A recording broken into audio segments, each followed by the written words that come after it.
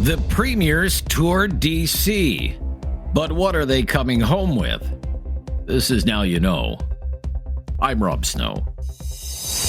The top news stories and conversations that matter to you. This is Now You Know with Rob Snow on News Radio. And that's a wrap. All of Canada's premiers and some officials from the federal government have concluded their two-day tour of the U.S. Capitol. But whether they made any progress on convincing the Trump administration to reconsider its position on tariffs is in doubt. Just today, U.S. President Donald Trump posted on social media that today is the big one, reciprocal tariffs. Trump has already signed an order that would impose tariffs on all steel and aluminum exports from Canada. Those are supposed to start on the 12th of March. He had threatened 25% across-the-board tariffs on Canada, but then announced a 30-day delay, which expires on the 4th of March. Despite any lack of any major breakthrough on the tariff issue, though, Alberta Premier Danielle Smith thinks progress is being made. I think diplomacy is working. I think that the fact that we got a 30-day reprieve was because we agreed to work on the cross-border problem of fentanyl. I was pleased to see the federal government announce a fentanyl czar, and my administration has already been in touch with him to talk about how in Alberta we can lend to the success of those efforts. So what I would say is what I've seen from this president is that he is prepared to make a deal. We've made a deal on that. I think we can make a deal on steel and aluminum by making very much the same argument that I've been making on energy and critical minerals. We've won the argument that those raw materials are essential to American success. It comes in, it makes value-added products, it creates good American jobs, it creates good American products that we buy back. Same thing for aluminum. They just do not make enough for their defense industry, their auto industry, and their critical needs. So I think aluminum we can make the very... Ontario Premier Doug Ford said he's not sure the Trump administration understands the impact these tariffs will have on both sides of the border. Inflation will happen. Interest rates will go up. Plants will be closed on both sides of the border. And the more we communicate, the better it is. We're down here to listen to our U.S. colleagues. We're down here to communicate with the U.S. colleagues and business people on both sides of the border. And we have to make sure that we communicate how important it is to be stronger together. It's absolutely essential. They understand. And to be very frank, the people I've met, no matter if it's business or on the political side, they all get it. So we have to make sure that gets communicated up to President Trump. The province of Quebec is particularly vulnerable to tariffs on aluminum. It is the largest supplier of aluminum to the United States. Quebec Premier François Legault suggested yesterday he would prefer to see Canada reopen the whole free trade agreement right now. First, I think retaliation must be done only if and only if there are tariffs that are really charged. So far, it's not done. It won't be done before March 4th or March the 12th, so we must not put any retaliation measures before, but we have to prepare ourselves. We already announced a list of counter-tariff. I think we should consider also putting exportation tariff on products like aluminum, where they really need us. But I think the first choice is to have no tariff, to have a general agreement as soon as possible. And maybe Mr. Trump, when you look at what happened in the last few weeks, maybe he will postpone those tariffs. So we have to be careful. We want to have a deal with no tariff. Showing up on the second day of this two-day trip was Canada's Minister of Finance, Dominic LeBlanc. He had a meeting with Trump's pick for U.S. Commerce Secretary Howard Lutnick.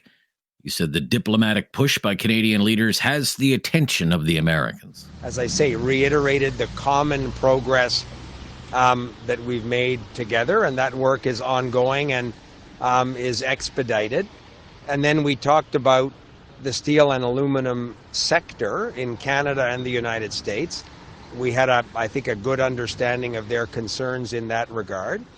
And all of this ultimately feeds into the decisions that the president will make based on the review that Mr. Lutnick is doing in a global tariff conversation. So I'm confident that we very much have their attention. The Prime Minister, Justin Trudeau, was not part of this delegation. He was in Brussels.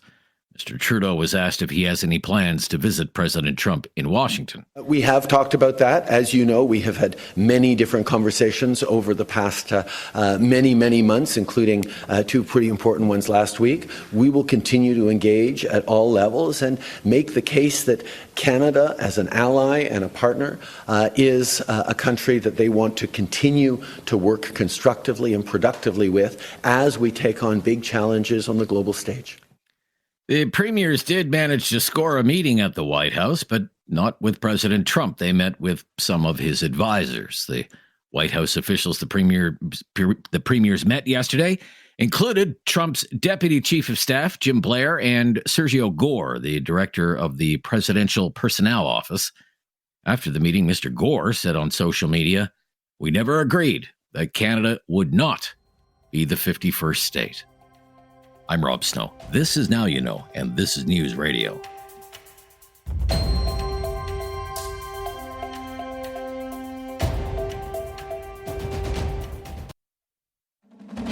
No question goes unasked or unanswered. Now You Know with Rob Snow returns on News Radio. Well, here with David Smith on the snow day. David, for a large part of Ontario, you're all dug out? Yes, I am. Took about 40 minutes to get the car out of the driveway this morning, and it's not that big a car, and it's not that big a driveway. So yeah, and you live on one of those narrow downtown streets, right? And the longer winter goes on, the higher the snowbanks get, and those are usually the last to get plowed. So what was that like going down that narrow street of yours this morning? Actually, it wasn't too bad because the city did take away the existing snowbanks last week. So we were like the lucky ones. But the next block over, it wasn't passable. I had to take a different route to get out of my neighborhood. Certain streets were passable. Certain streets were a no-go. Well, we're certainly getting our fill. I mean, it started yesterday evening around 8 o'clock our time, and it's lightened up a bit, but it is still coming down out there. My goodness gracious. I think by the time all is said and done where I am, in the wilds of Quebec, about an hour and a half north of Ottawa, we'll probably have in excess of 40 centimeters. I have a lot of work to do after work today, a lot of shoveling and a lot of plowing. Okay, we're joined by our friend on the right side of things, Michael Taube, syndicated columnist, speechwriter for former Prime Minister Stephen Harper in snowy Toronto today. How are you? Oh, doing well, although it sounds like the snow was much more in yours, almost double what we got here. Yeah, so you're all dug out and you're ready to rock and roll here today. So why don't we jump right into it? You have a column in the National Post about Doug Ford. We're having an election in Ontario, of course, and it's only about 2 weeks left or so in the Ontario election campaign. And let's face it, at this point, Doug Ford looks pretty much unbeatable. Why do you think that's the case? Well, there's a lot of reasons behind it, but again, I think that the main one that my column that you alluded to focuses on is simply the fact that he rolled the dice, decided to make the Ontario election mostly about Donald Trump and tariffs, and it's worked out. And it's clearly worked out. One of the things I mentioned in my column is that a post-media Leger poll came out, and it actually shows directly that 59% of voters want to have the election focused around something like this. Doug Ford's popularity continues to go up. It's gone up 19 points since the writ was drawn back on January 28th, and it gained, just in the poll that I quoted, another 3 points on top of that. I mean, that's an enormous jump. 19 points is roughly 6 points a week every week, and obviously the last week was a bit slower, but that's amazing just as an average. Mm-hmm. And overall, if you look at it, the PCs are now leading in 4 or 5 provincial regions. The only exception is where I'm living, which is Toronto, but that's no surprise because Toronto hasn't been in the plans of the Ontario PC party in many decades. So they just expect that they're going to lose it, but just win scattered seats here and there. Everything's working to fruition, and really it's because even though the Ontario PCs are certainly talking about other issues and they have policies, much like the opposition parties do, the focus that Doug Ford decided to base it on, Trump's tariffs, is worked out. What do you think it is about these opposition Liberals and New Democrats that they just can't seem to challenge the Ford PCs? How do you explain that? You know, in a nutshell, and I'll try to keep it brief, there's a lot of different ways it could be explained. I mean, one of them, which I've talked about 1,000,001 times, and I've discussed it with you too, is that Doug Ford is not what you would call a traditional modern conservative, or at least what we define a modern conservative as. He's sort of a mishmash of different ideologies, including conservatism, populism, retail politics. And if you put those three main ones together, along with some smaller ones as well, it allows him to build bridges in different directions, which are really quite fascinating, including, you know, he gets union endorsements. Now, decades ago, it wasn't uncommon for any conservative, even in Canada, to get the occasional one here and there. But he is able to get them with regularity and, in a couple cases, actually maintain them over the course of several elections. It makes him very different. It means that his mindset is completely different, where he can talk about fiscal conservatism, smaller government, and whatnot, but also be a defender of the little guy and looking out for interests and counting our pennies and, you know, the gravy train analogy that his late brother Rob Ford used, and Doug Ford used to some degree as well during his one term in city council. That's a lot of it. So it's very hard to fight against something that is not typical in Canadian politics. Now, that doesn't defend the fact that, you know, Bonnie Crombie and the Ontario Liberals and Merritt Stiles and the NDP, and even Mike Schreiner and the Greens are just getting nowhere because no matter what policies they throw out, there are either things that people expect them to say, that people believe will be extremely costly, or that they just don't think that they can effectively put through, which means that the leaders who are in place are not seen as trustworthy by a lot of the voters. And the numbers of all the polls, even the polls that show it a little bit closer, everything right now is in double digits, Rob. It means that Doug Ford has just mastered the technique of winning in Ontario politics, finding ways to build bridges, you know, developing ties with different communities, different people, different groups from that are wandering around the province from all walks of life, whatever they may be, from white collar to blue collar. And it's working, incredibly successfully. And it's a good message and a good lesson for a lot of other Canadian conservatives too. Yeah, I think it could be an early election night. I can see them calling this election shortly after the polls close. In 10 to 20 minutes, I could too. Yeah. On the 27th of February. Okay, we'll be right back with Michael Taube, syndicated columnist and speechwriter for former Prime Minister Stephen Harper. I'm Rob Snow. This is Now You Know. This is News Radio.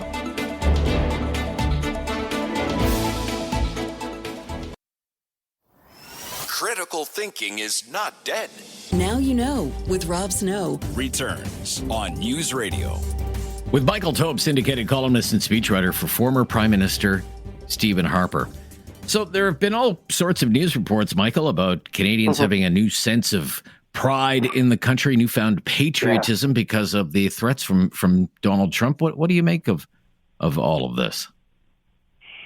I think that actually David Staples, who is a columnist for the Edmonton Journal, summed it up quite nicely a little while ago when he put out, I believe it was just a post on X, but it may have been elsewhere, stating, and I'm not sitting in front of it, but I can sort of paraphrase it, that it's amusing to him or frustrating to him that all these various Canadians who were bashing on the country in terms of, wokeness, taking down statues, complaining about this and that the country's becoming colonialist, et cetera, et cetera. And I'm not suggesting everything he wrote, I'm saying he wrote there.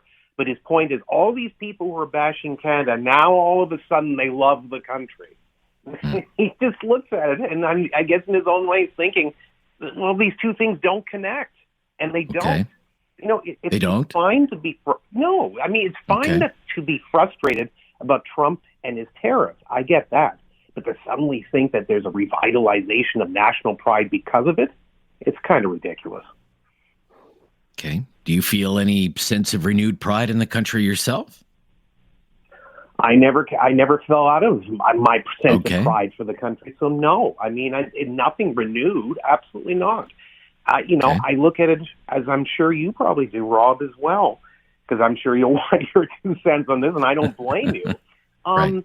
I've not talked about it. I've not made these big pronouncements, and I've seen, people that are our colleagues, I'm not going to call them out, but also people of the same political ideology, certainly as me, certainly probably as you and others, are basically coming out and just basically blasting away at the United States, blasting away at Trump, frustration here, frustration there. It's a sign of the times, obviously. We both know that, but it's just getting silly. Defend Canada if you wish. That's perfectly fine. But don't talk about all this nonsense that you're never going to buy anything from the U.S. or you're never going to travel there and everything you're going to do is all Canadian. If you want to, that's fine. You don't have to stand in your soapbox and announce it because most of us really don't care.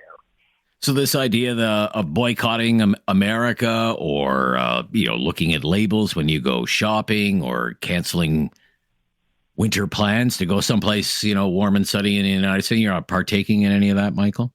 No, of course not. But again, that's just, I'm not, but it's a rational way to look at it because I'm not going to suddenly change things because there's the threat of tariffs. And it has nothing to do with Donald Trump. It has nothing to do with the Republican Party or whatnot. As I've always said, I would be a Republican in the United States. I'm not an enthusiastic supporter of Donald Trump, but yes, I did endorse him over Kamala Harris in the National Post column, although to be perfectly frank, it wasn't too hard to figure out why. I knew a lot of these things would happen, and they shouldn't be a surprise to people because we saw some of this during his first presidential term. So in the end, ultimately, no, I'm not going to participate in. I still have Amazon and Netflix. I will still go visit the United States. And no, I'm not going to stop because of the way people are just badly overreacting, I find, in a lot of cases. Again, if you want to buy Canadian, want to look at the labels and do all that, that's perfectly fine. As you and I both agree, Rob, it's a free society. We live in a democratic country. If people want to do that, they have the right to do it. But don't try to sell us on it and try to state that there has to be this unified front. And if there is, well, I'm not joining it. Okay. I think it's going to be it's going to be very interesting to watch the hockey game on Saturday. This Four Nations Cup on Saturday is Canada, U.S., and it's in Montreal. So with the backdrop being all of this, of course, So I know. I'll be interested to see how that all unfolds. Well, look, I'm glad that you're weathering the storm there in Toronto, and thank you so much on this snow day for joining me. Great to hear from you. Well, my pleasure, and hope you weather the storm, too, because it's a lot worse where you are than where I am. Take good care, Rob. Yeah, bye-bye. Michael Taube is a syndicated columnist and speechwriter for former Prime Minister Stephen Harper. Our Newsday panel is coming up. This is News Radio.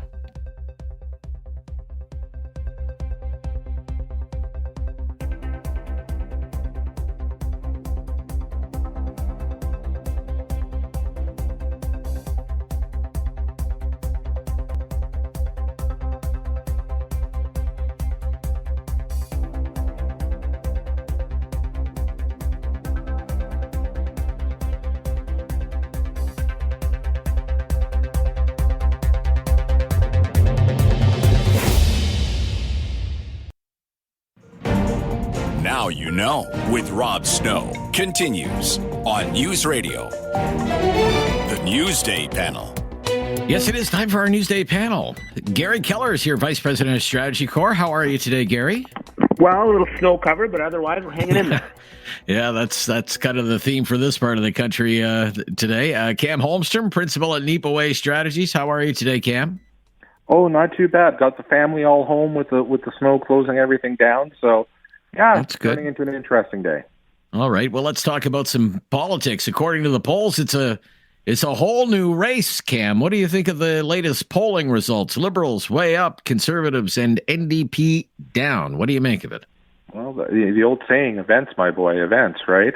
Like, let's just be real. The fact is that with everything that's going on around us, and you can't point to any one factor being the linchpin of it, but it was actually going to change how people were looking at things, right?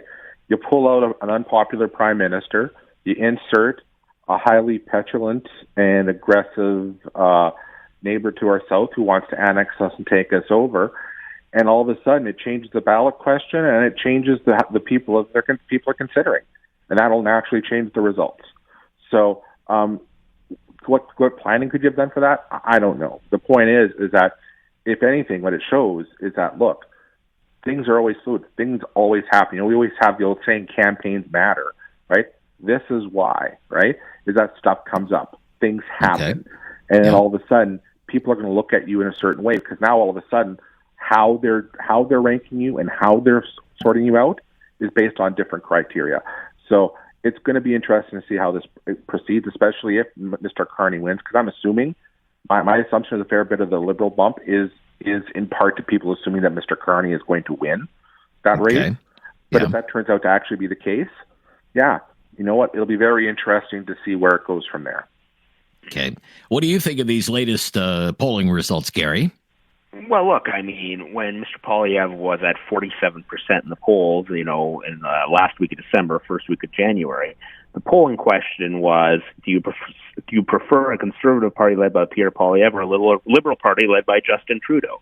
And so very clearly, this was a 47%. This is when Justin Trudeau is the Liberal leader. Well, he's no longer the Liberal leader. And of course, there's been a narrowing of the poll. So it's not too surprising. I'm told that, Conservatives are not surprised by that number because of the circumstances having changed. And so the reality is that there's going to be a new Liberal leader right now. While, people assume it's going to be Mr. Carney, it's still an unknown quantity. He has not been tested in any way, shape, or form. We haven't had even a Liberal leadership debate yet, let alone any engagement with the opposition directly, one-on-one. So, look, of course, people are always looking for an option. The Liberals may provide that option. I think it also demonstrates that while Mr. Trudeau's brand was definitely way down in the dumps, but there is still a strong Liberal brand in parts of this country, and but I don't think any of this is a surprise to the Conservative Party. And I think, as they calibrate their response, they've been working against Mr. Carney for not just months but years, trying to position him. It all remains to be seen, but there is still a lot of runway here, and we'll see where things happen. Now, Cam said the ballot question has changed. Do you agree with that the ballot question is all Trump tariffs now, which is, I assume, what Cam meant? The ballot question is of February the 13th, 2025, appears to have shifted towards a response to Trump. But, things can continually change. This is the reality of dealing with Donald Trump, is that, we may come to some sort of agreement by the beginning of March, and then, tariffs are less of an issue. I always say that we've kind of lost a bit of our muscle memory from Trump 1.0 because we had the Biden administration in the interim, and there was sort of a return to quote-unquote normalcy of doing business. Well, we're getting whipsawed day in and day out. It's only middle of week 3. It feels like 2 years. I know. And that's just the reality of dealing with Donald Trump 2.0, is that we're going to have to continue to deal with this Washington flash. And one day we might not be in the news, and the next day we might be top of news. That's just the reality that we all have to get used to. Yeah, Cam, I didn't want to put words in your mouth. I'm assuming when you say the ballot question has changed, it's shifted away from Justin Trudeau and the Liberal record to Trump and tariffs. Is that right? Well, I would say more towards our relationship with the Americans, because it may be tariffs today, it could be annexation tomorrow, could be invasion after that, for all we know at this point. To be very honest, the one thing I'll disagree with Gary on is that I don't believe there's an agreement to be held that'll change this conversation. Because first off, you have to assume that Donald Trump's written signature actually means anything, which I think if we can all be pretty clear on anything right now, is that his word means absolutely nothing. Because as Gary correctly pointed out, he could change his mind. He could change his mind 5 hours later. Heck, he could be sitting in the residence at the White House, eating a bad cheeseburger, have some indigestion, and all of a sudden decide he wants to go and invade El Salvador. That's just where he's at right now, right? So to me, it's one of these things where it's like, okay, you're constantly going to be on that edge, and I think then that becomes the question of who's best equipped to deal with this. right? I think that becomes an existential question about how it is, and that's why I think people are gravitating. And you see some of the polling where they place Carney in place as the new hypothetical leader. I think that's where, frankly, Mr. Poilievre and Mr. Singh right now don't look as good because, frankly, their resumes don't stack up as well as that. Now, will that be the case a few weeks from now or a month from now or whenever the election comes? I agree with Gary. A lot of things can change between now and then. But again, when you're looking at, I think, the overall circumstance, I think the big thing that's changed here is that we're not talking about domestic political policy right now. We're talking about the existential survival of our nation, right? I honestly believe that conversation isn't going anywhere for a while. We've been standing on this edge now for a few weeks, and I think that people's minds are really focused on that. And that's a question that they're going to be looking for the leaders to answer whenever it is we go to the polls. It's our Newsday panel. We'll be right back. I'm Rob Snow. This is News Radio.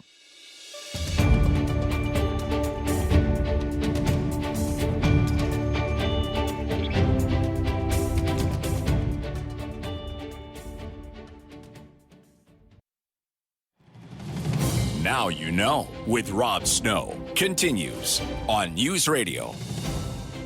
It's our Newsday panel. Gary Keller's here today, Vice President of Strategy Corps. Cam Holmstrom from Neepaway Strategies is with us as well. If Liberal gains are being made, they seem to be coming at the expense of the New Democrats. It makes me wonder, Gary, if the NDP maybe missed its best chance to gain seats in a coming election by not pulling the plug on the government last fall. You think there are regrets in New Democrat circles these days? Oh, I absolutely think there's got to be. I mean, I think the numbers and every poll, no matter who's done it, has seen a precipitous decline for New Democrats at the federal level. And I think that vote has split two ways. I think, one, you've got sort of your downtown New Democrats from a certain sort of socioeconomic background who may be gravitating to Mr. Carney, and you're seeing blue-collar working, private sector union types gravitating towards the conservative. But it's a loss for the New Democrats. And I do think both the Liberals and New Democrats missed an option and an opportunity in the fall to not pull the plug then. I think obviously the numbers show that Mr. Singh could have made a case to go to the public. He pulled the plug on the confidence supply agreement and then managed to prop up the Liberals how many times? 7, 8 more times. So it kind of took the wind out of his sails on that argument. And I think Justin Trudeau could have probably prorogued Parliament and tried to come back with a new speech from the throne, or at least maybe gave up his leadership then and gave the Liberal Party a much more fighting opportunity to have a leadership campaign. So I think there's some decisions on both sides there. But yeah, it seems to be really coming back to hurt Mr. Singh and the New Democrats. What do you think, Cam?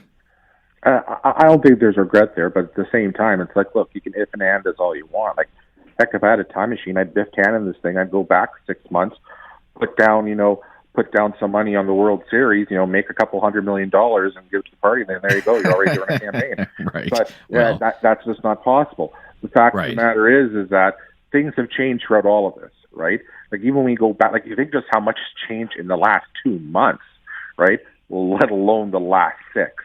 So I think the big thing here where it affects for the NDP is that it's twofold, right? One, it was Mr. Trudeau's decision to hold on for so long, right? The fact of the matter is that if Justin Trudeau had left long before this, the circumstance we're in would be very different right now. It looked very different right now. Honestly, we probably would have had an election before now, right? If Justin Trudeau had just done what he should have done at that point in time for the good of the country and the good of his party. But also, let's just be real. The circumstances right now is just as much what's hurting the New Democrats as it is the record. And honestly, I think this is less about the record and more about the circumstance. Because again, you've always had this tradition on the center-left side of things, right? Of liberals always trying to scare New Democrats. You have to vote red to stop the big bad Tory. Well, what plays even more into that is you have to stop the big bad conservative American, right? And let's be real, that's not an empty threat at this point, right? Heck, we're getting the premiers being walked out of the Oval Office by some deputy chief of staff saying, they're going on Twitter and saying, yeah, no, we didn't agree that, no, we're not going to take you over. Like, Seriously, like getting owned on Twitter by a 20-something staffer, right, are the premiers of our provinces. Like, that's just where their heads are at right now in the White House. I know, but I guess what I never understood about the NDP's strategy, like the Conservative Party last fall was election. We want an election. Call it carbon tax election. Whereas the New Democrats, especially after the Freeland stuff, when that all happened, the New Democrats were saying, well, the Prime Minister has to resign. They weren't saying we need an election. They just wanted the Prime Minister to resign. I could never understand why the New Democrats would not want to run against Justin Trudeau, the most unpopular politician in the country. It never made sense to me. But you know what, though, Rob, it's also part of what you're looking at, right? Like, to me, if it was strictly a political goal, then yeah, you're probably right. But at the same time, things got so bad, it was a matter of the health of the country, too, right? Like, there was a difference that came into play. The only reason why we're in that spot... I don't know. That's thin gruel to me. Gary, why don't you jump in there, Gary? Yeah, the economic health of the country was the GST rebate. Like, I'm sorry, that's coming off in 2 days. So, look, it was a cheap ploy by the Liberals to try and buy support, and they were able to do that. I just... I think they completely have missed the boat, and I think it's been a long track record of Jagmeet Singh's leadership of continually missing the boat on this. And now what do? You go to the Liberals and say, well, yeah, let's cut a deal. And if Mark Carney wins, and Mark Carney says, well, I think I'm okay right now. I think I can handle myself. I'll take my chances against Pierre Poilievre. So I think they've just, once again, seized defeat from the jaws of victory in terms of fighting with the Liberals on this. One thing I point out, very quickly, Cam. Very quickly. And I quoted on this in the Hill Times just last week. To me, where Jagmeet Singh has dropped the ball has basically been December onward. I think he's done a good job of actually delivering, getting things done. Since then, it has been incoherent, and it has gotten lost, and it's undone a lot of good work from before. And yeah, now you're looking at what happens. The problem, the NDP goal always was, you need to overtake the Liberals and then go from there. The problem was you weren't able to do it. They weren't able to get over that hump. And now you've got someone potentially coming in who could wipe out all those gains and then some. And this is where you naturally end up. It's not a good spot, but it is what it is. Okay, we'll be right back. Newsday panel, I'm Rob Snow. This is News Radio.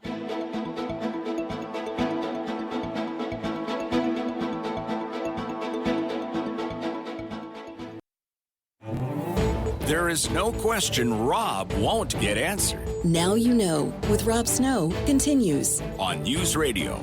Here with Cam Holmstrom and Gary Keller. It's our Newsday panel. What do you expect to hear in the coming days, weeks, months from the Conservatives, Gary? Yeah, I mean, I think we've got this big rally coming up this weekend, the Canada First rally. So I think you're going to see a lot of news coming out of that. But I am told it's going to be very much reiterating a lot of the policy prescriptions that Mr. Poilievre has made to date, but wrapping it in this Canada First. What Conservatives are doing is under this Canada First approach. Look, we'll have to see how it works out for them. March 9th, we'll have a new Liberal leader, and I think you're going to see even the Conservatives go more aggressive towards Mr. Carney. Should he win, they focus 90% of their attacks on Mr. Carney so far. So, and not without a good reason. He said a lot of things that open him up for having to answer some tough questions. But yeah, I think they're going to see to do that over the coming days and weeks. And who knows when the next election is going to be. We've got a few windows coming up here, but Mr. Carney, if he is successful, could preempt all that on March the 10th and say, I'm going to the Governor General today. So, we'll get there in a minute. We'll get there in a minute. Yeah. Okay. What do you think the Conservative messaging is going to be, Cam? Well, I think Gary's kind of really just kind of showed us what it's going to be. It's going to be this Canada First approach. And I think the problem for Mr. Poilievre in this moment is he can't sound too Trumpy.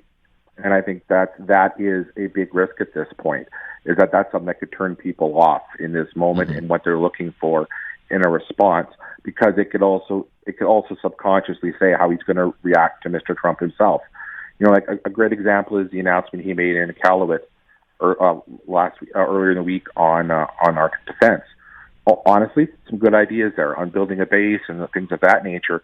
But then when he came in, we're going to scrap all aid to other countries. So he's basically going to follow the Trump playbook of basically burn your relationships all around the world. Retreat when you need it.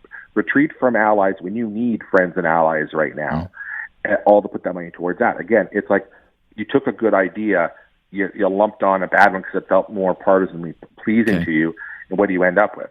I think his biggest problem right now is that he hasn't been agile enough to respond to what's going on, and things are going to keep changing. And I think this is really going to take a successful leader in this moment needs agility. And I would argue that he and Mr. Singh neither have shown great agility in this moment to be able to adjust. Okay, so let's work from the assumption March 9th arrives and the big announcement is made, and it's Mark Carney, leader of the Liberal Party, Prime Minister of Canada, wins the election. Does he call it right away? Does he wait? What do you think, Gary? I mean, this is Ottawa's favorite parlor game right now. I mean, there are pros and cons to both, right? You might look at the polls then, we'll have to see what the polls look like then, and say, look, I'm close to the Conservatives, or maybe only 5 points down or something like that. It's a heck of a lot better than it was before. I'll take my chances and see how it works out. Or you say, look, if I govern for a little bit, man, I would sure like to be Prime Minister during the G7 in June, but I need a dance partner, so hey, Jagmeet, what can we do together? I know if anybody is trying to predict and says we know when the election is going to be, they don't know. I think that's just the reality of the situation. But we do know March 9th, there's probably an opportunity there. And then on March 24th, when the House of Commons comes back, there will be a confidence vote on March 26th. So those are sort of the two closest windows. Okay. In a minute or less, Cam. Your guess is as good as mine. I think the thing about this is that while some of the timing is normal and within the Liberals' hold, there's a lot of this timing that's going to be affected from outside our borders. And let's just be real. Like, yeah, Mark Carney could go say, we're going March 10th, I've won, yeehaw, let's go. But what happens if all of a sudden, let's say, for example, our March 4th deadline passes, we're facing 25% tariffs on almost everything, 50% on steel and aluminum, and government doesn't have a support package for workers or industry pass, because they don't need the House to sit to do tariffs, but for new spending programs they do, right? So if you're the Liberals, do you want to launch into a race like that? Or better yet, if you're the other parties, do you want to actually say to Canadians, you know what, forget about you, we'll come back in 6 weeks, we'll deal with you then? Or do you say, look, let's deal with this right now, then we can go afterwards, right? And I guess to me that's all stuff that's outside of their control, but it's going to factor in. Okay. What an interesting time. Thank you so much to both of you. All the best. Great to be with you, Rob. Bye-bye. Yeah, Gary Keller, Vice President of Strategy Corps. Cam Holmstrom, Principal at Neepaway Strategies. Talk back right after the news on News Radio.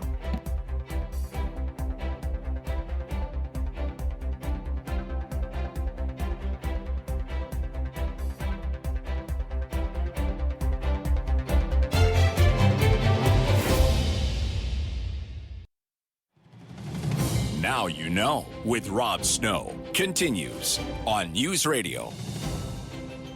And welcome to Talkback. 2 hours of debate and discussion on the big issues of the day. And today's topic is drug addiction and government policies around drug addiction and how best to deal with the scourge of drug addiction, fentanyl, the opioid crisis. Been a lot of talk recently, certainly a lot of news stories written and reported about drugs and the drug trade, the illegal drugs crossing borders, the need to get tough on that, and the appointment of a fentanyl czar. That's not really what we want to focus on today. We want to focus on what's been happening within our own country here and how various governments have been dealing with it. And given the country could be in an election campaign in less than a month from now, we want to know what you think a new government approach should be to dealing with the issue of drug addiction. Because it's killing Canadians. Every single day, it's killing Canadians. And there's not a community in Canada that hasn't been touched by the drug crisis happening in this country. According to the federal government's own figures, just over the first 6 months of last year, almost 3,800 people died from opioid-related drug overdoses. 3,800 people in just 6 months, 21 people a day, every single day. During that same period, almost 3,000 people were admitted to hospitals in Canada because of opioid-related poisonings. That's another 16 people a day in the hospital every single day. And more than 13,000 people were rushed to emergency rooms in Canada for the very same reason, opioid abuse. 73 people every day. taken to a local emergency room. On average, across this country, every single day, paramedics, other first responders answer more than 100 calls about overdoses. Almost 19,000 every 6 months. And over the last 8 years, almost 50,000 people have died in this country because of opioids. The vast majority of them are young men who haven't even hit their 40th birthday. By any measure, it is a crisis. It is not a challenge. It is a crisis. And it is a crisis beyond the ability of one person, a fentanyl czar, to deal with. For much of the Trudeau government's time in office, it has promoted what has been known as harm reduction that has taken many forms over the years. Started out decades ago with things like needle exchange programs. Then came supervised consumption sites. And then a safe supply of drugs, the safe supply programs. And eventually, there was the decriminalization of the possession of many of these hard drugs in British Columbia, although other jurisdictions were once keen to go that route as well, like in the city of Toronto and in the city of Montreal. All of this has been controversial from the get-go. And now some provincial governments have decided they're not doing it, and they want to go in a very different direction. For example, in Ontario, the Doug Ford government is closing many of the province's supervised consumption sites and says it will spend hundreds of millions of dollars replacing those sites with treatment hubs. And those new sites will not offer things like supervised consumption, and they will not offer so-called safe supply programs. And the government is facing a legal challenge over that law. The province of Alberta has what it calls the Alberta model, which is recovery-oriented, includes more detox centers, more treatment facilities, and not safe supply or access to supervised consumption sites. And in August of last year, that province reported a 55% drop year over year in opioid-related overdose deaths. In British Columbia, that province was granted an exemption from federal drug laws, allowed for the decriminalization of the possession of small amounts of illegal drugs. But last spring, with a provincial election looming, the BC NDP government did an abrupt about-face and moved to recriminalize the use of such drugs in public places because of public backlash over the open use of these drugs, even in hospital settings. At the federal level, with the federal election campaign possible in as soon as a month from now, there's been no indication from any of the candidates running in the Liberal leadership race what they would do differently than the Trudeau government when it comes to this crisis. Well, Pierre Poilievre, the Conservative leader, has said he would defund all harm reduction programs and safe supply programs, and has said government money would be better spent on treatment programs he has called supervised consumption sites drug dens that make everything worse. So there's a very good chance that there could be an election sometime soon. What we want to know today is this. What approach do you prefer? What approach do you prefer? What would you like to see the next government do in the fight against drug addiction? Do you support things like safe supply programs, supervised consumption sites, drug decriminalization? Or would you prefer an approach that is centered on recovery and treatment and ending funding for so-called harm reduction programs? Let me run down the numbers again, because we are still having problems with our 1-833 line. We hope to get that back up and running, but we have 4 different phone numbers for you today to join the conversation. They all start with the same 6 digits, just like yesterday. 613-736. Okay, 613-736. And then it's 5759, 5760, 5766, or 5768. Again, 613-736. 5759, 5760, 5766, or 5768. And if you've never called before, just mention that to our call screener, and we'll make your call a priority. It's Talkback on a Thursday. Let's get this discussion going. I'm Rob Snow Here with David Smith. This is News Radio.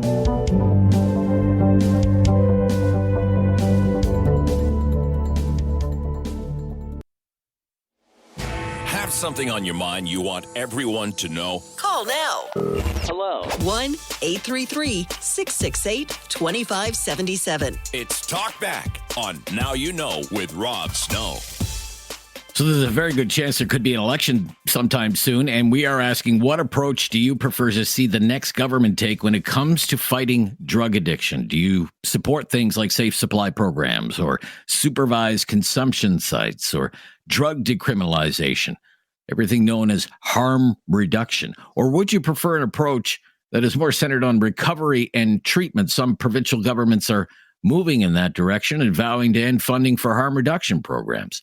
Give us a call right now. Let's go to Bill in Calgary up first here today. Hi, Bill. Morning. Hi, Morning, Bill. Rob. Thanks for How are calling. you? I'm good. Thank you, Bill. Go ahead. Good. So, I know this sounds a little rough, but I think we need to treat this problem, this fentanyl issue. We need to go on a war footing in regards to it. I mean, the sheer volume of people that are dying from this drug and being affected by it is just stunning. And the fact that we're doing very, safe injections, I don't see how these services are promoting the cessation of usage. I think that, a lot of the dealing is addicts dealing to other addicts in order to support their own habit.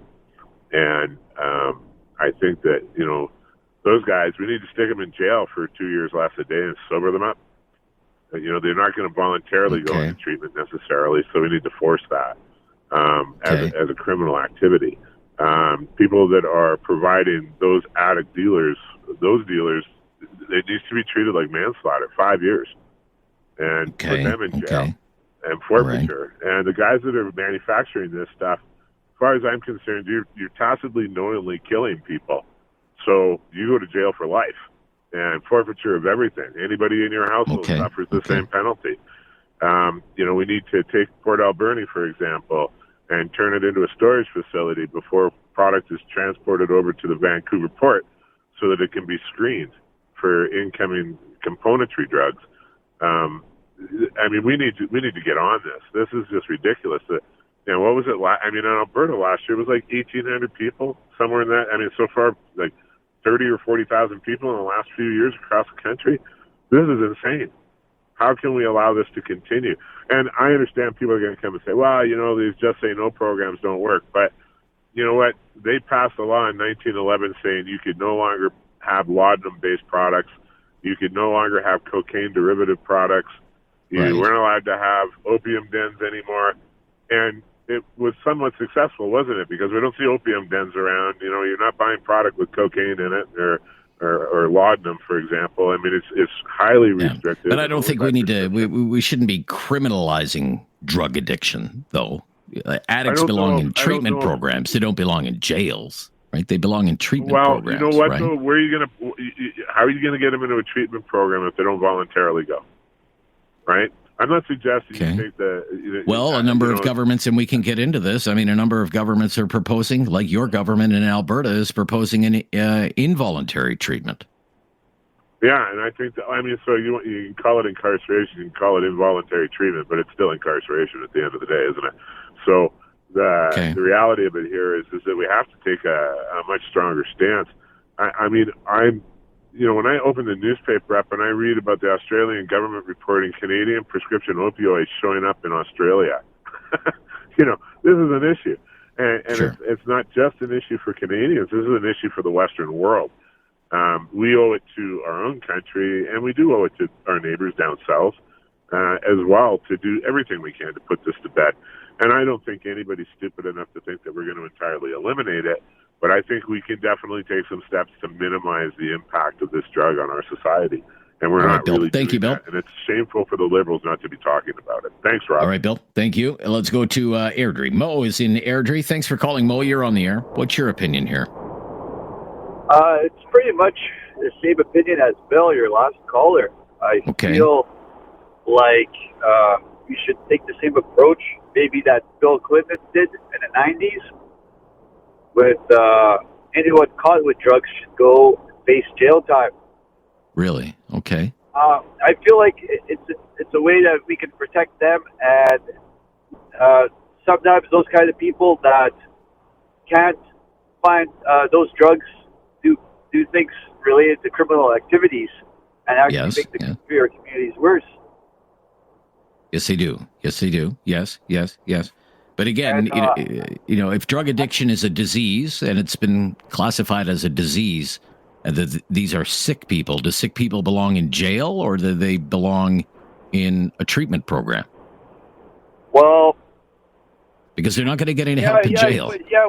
Right? We're thinking like the North American approach, where just because someone chooses to drink lots of alcohol or do meth, we consider them sick and they don't know any better and they're just trying to get by because their day's rough.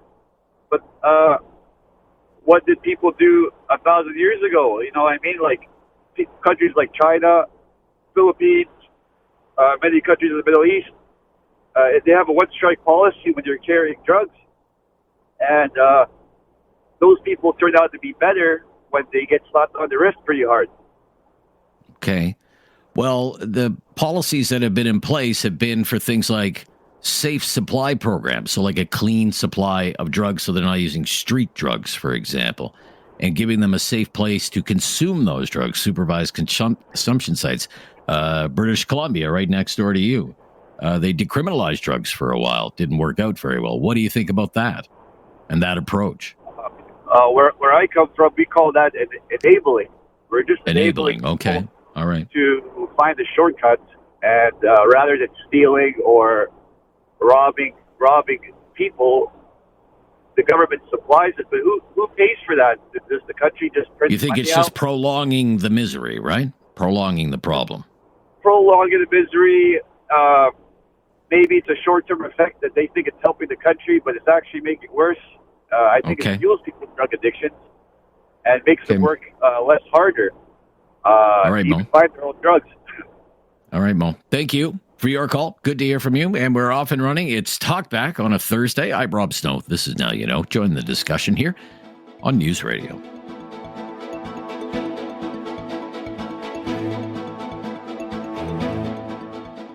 Have something on your mind you want everyone to know? Call now.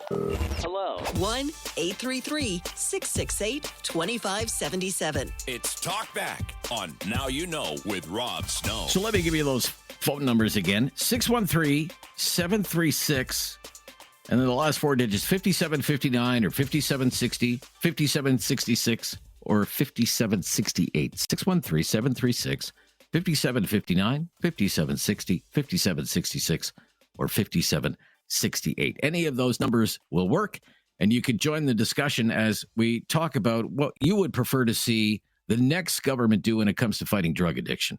Do you support things like harm reduction programs? Think safe supply, supervised consumption sites, even drug decriminalization. Other governments are moving in a different direction on programs more focused on recovery and treatment, and some vow to end all funding for harm reduction programs. So again, those are the numbers. Really join the discussion, please. Love to hear from you today. Linda is in Calgary. Thank you for calling, Linda. Go ahead. Hello, can you hear me? I hear you just fine, Linda. You're on the air. Go ahead, please. So my view is completely opposite in the sense of working with the harm reduction population. The idea of incarcerating people or mandatory treatment centers, people might be on board with that. They don't exist. Just treatment in general. If a client comes to me and tells me that they're ready to go to treatment, we're going to fill out a form and fax it away. And 3 months later, they might get a bed. Right. And so at that point, so I think we definitely need to build mass treatment centers. Right. And then maybe start the discussion of cutting harm reduction services. Okay. But so you work in a facility that offers harm reduction to you? Yes. Yes. And when you work in a facility like that, how often does a client say, I'd like to go to a treatment program? Does it happen often? Is it rare? I would say often, that most of the population that we work alongside with are homeless. And so I always think of how do you get treatment for anything if you're homeless? And so a drug addiction is giving you something to keep you warm at night. It's giving you a friendship. It's giving you somewhere safe to go to inject drugs safely by using harm reduction. And so we also need mass housing, I would say, first, before we need treatments, because you may go to treatment for 3 months or 6 months or 2 weeks, and then you don't have a house. So then Rob gets dropped off at the drop-in center or the shelter in Lethbridge. Right, and you might be right back with the same old people, the same old crowd, stuck in the same old things, and and so I relapse just think that or something. People just don't see the big picture. That yes, let's cut harm reduction. Let's not give these people a safe place to go. Okay, so as long as there's an alternative, that yes, we have a house for you that's staffed and you're safe, and we're going to work with you to get sober if that's what you're looking for, and then maybe work on getting a job. How do you get a job when you don't have a house? And so that's all the things. And I always, when people talk about mass incarceration of these people, I think of one client that she tells me that when I really just need a break from this life, I just go to jail. I just commit crimes to put me in jail. And I go, how devastating is that? And people that I know that know her from jail are, oh yeah, she does really great. She does great in jail. Yeah. We know that there's a systematic problem when someone now would rather be in jail than living their life on the street. Okay, so you still see worth, I guess, in the harm reduction programs. Fair to say? 100%. 100%. Okay, fair enough. Thank you for calling and sharing your opinion today. Good to hear from you. It's Talkback on News Radio.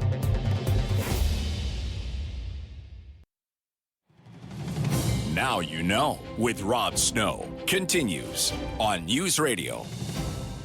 Drug addiction and public policy about drug addiction, our topic for today, asking what approach you prefer to see the next government take when it comes to fighting drug addiction. Gene is in Calgary. Thank you for waiting, Gene. Go ahead. My pleasure. Thank you. I have to say that you laid out the actual aspect associated with this quite nicely at the beginning of your program, and I think you, again, very logically pointed out that a phenomenal amount of resources go towards the problem in terms of reacting to it, and that there are solutions that do present themselves as far as some of the other programs are being put in place, like the province of Alberta, where they have the 55% reduction in deaths associated with the drugs. But I think your last caller did put it in perspective.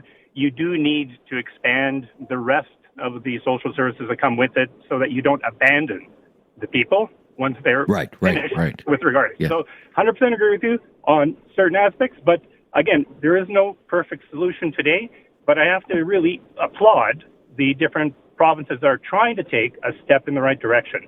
And then I just have one other question.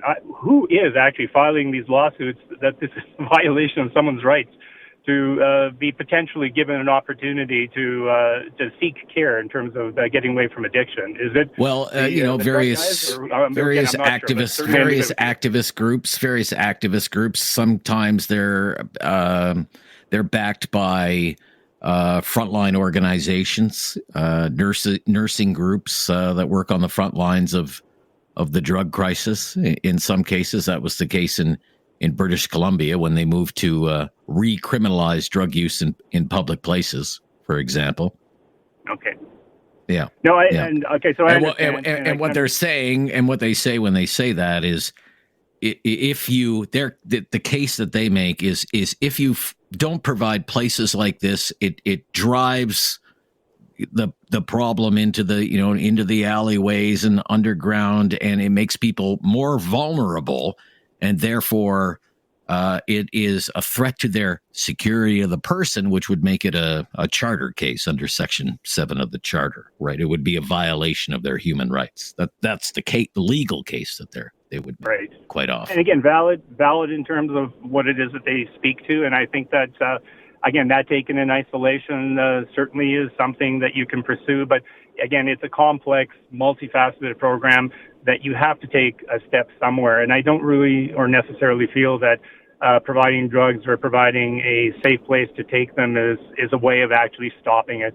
Again, if you look at the statistics that you pointed out, that 55% reduction in the deaths in Alberta, then I think it's a step, not the perfect step, but certainly a step that that should be explored, because eventually we'll come up with the right answer.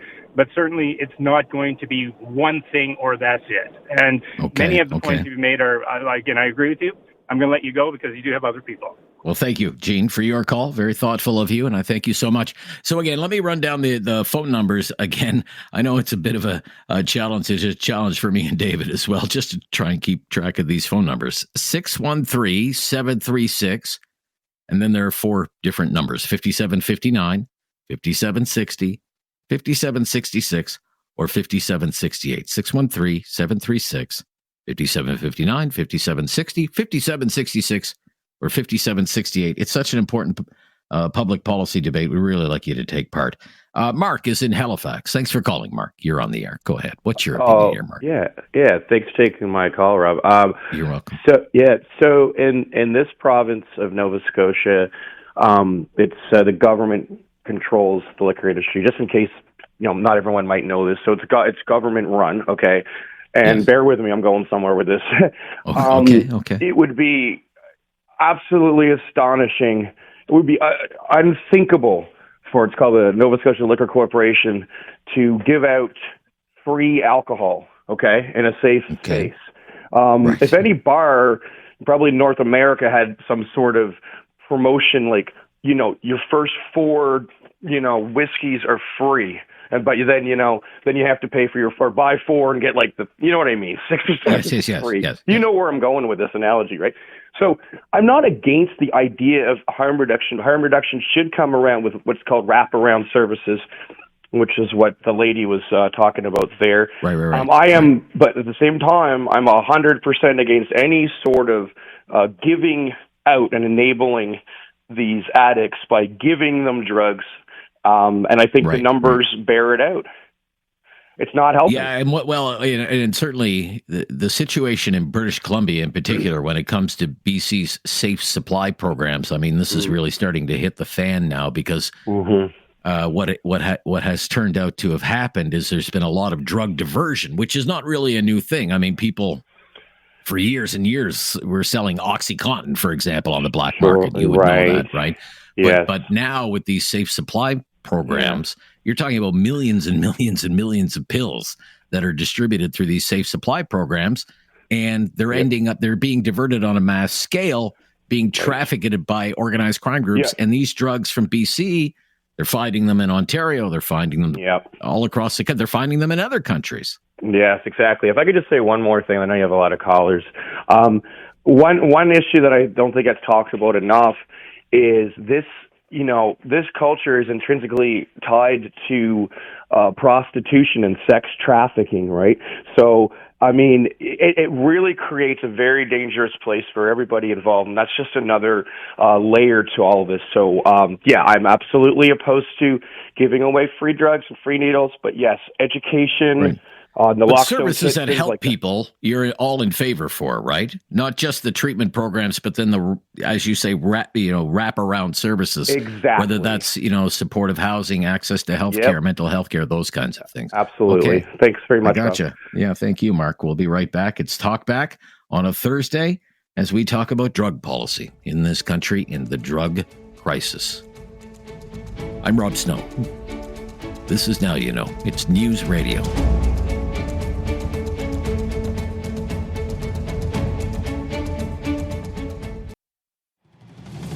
Now You Know with Rob Snow continues on News Radio. We've been asking, what do you prefer to see the next government do when it comes to fighting drug addiction in this country? We're in a drug crisis, an opioid crisis, a public health crisis. I mean, do you support programs like safe supply programs, supervised consumption sites, drug decriminalization? It kind of all falls under harm reduction. Other governments are moving other ways with programs that are more centered on recovery in treatment, and that they're actually ending funding for those kinds of programs, those harm reduction programs. Join the discussion. Tom is in Cambridge. Hello, Tom. You're on the air. Thanks for calling today, Tom. Thanks, Rob. I have a friend who was a rehab counselor for a while, and he just said, like, you could tell, you knew when so-and-so was coming in because it became, just because that was a safe place for him to go. the problem with that, he said that there was really no commitment for him to get off what he was doing. And that's sort of what the crux was that too. Sometimes that person has to commit to the process, whether it be a 12-step or some type of recovery process and getting into rehab and that. But to your caller, the woman who called in before, where does someone go? You have to have some place for them to go first, whether it be into, say, a hospital setting where they can actually get clean and get sober and start looking at options and that, and then get onto a program where they can go into a sober living program, which then gets them a place to become back into functioning part of society, into work in that. The issue is always going to be if there's someone's going to relapse, but the cost. I hate to say, but sometimes we're outweighing the cost here. And if we're looking at trying to save people's lives and trying to do the right thing, I think that person who called before has the right step to go about it. Is that you got to have someone to go, why do some criminals keep going back to jail sometimes? Because at least they're going to be in there for a year or two, and they've got 3 squares and a roof over their head. May not be the best situation for them, but they're there for a while. Now, they could also come back out worse, which some do. Yeah, the caller who works in the harm reduction facility did make an interesting point, and I have heard this from people when we've done our own reporting on this, is they do hope that, say, a supervised consumption site or a safe supply program, that it can act as some kind of access point to some kind of treatment program, like a referral service, if you will. Yep. But as we heard from her, the issue is, okay, yes, that person reaches out for help. Gosh, I really have to stop doing this. I'm killing myself here. Yep. I'd really like to get into a treatment program. Okay, we'll look into that for you and get back to you in 3 months. Well, yeah. That would seem to be the shortcoming in the whole thing, right? Well, you're being very short-sighted on that, because it's we don't have the things in place to do that. So that's just where we've got to all of a sudden realize, well, if we're going to do this, we've got to start building a program around healthcare to address these issues. Yeah. Okay, Tom. Thank you for your call. Good to hear from you today. Ken is out in Calgary. Ken is in Calgary. Yes. Hello, Ken. Thank you for calling. Please share your insight, please. Hey, Rob. Hi. I call as somebody who's had 25 years of police experience and a further 20 years as a social worker. Okay. Our approach to this has been either it's healthcare or it's police or it's housing. We basically siloed our approach to this. Safe consumption sites don't work. They just contribute to the problem. They basically exacerbate an already bad situation. How so, in your experience? How so? Well, in my experience, because it doesn't do anything to truncate the person's addiction, right? It doesn't stop the addiction. And all it does is, as other callers have said, it enables. So we silo our approach to this whole issue.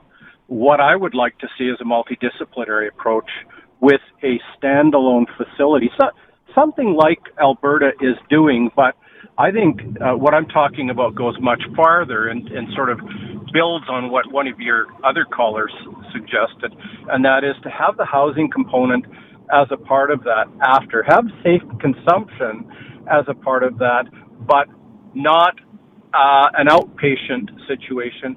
You're basically confined to that facility for the period of time that you enter, to the time that you're placed in housing, and then at that point in time, you then become So this sounds like, for example, in the nation's capital, where we call this the supportive housing model. Okay.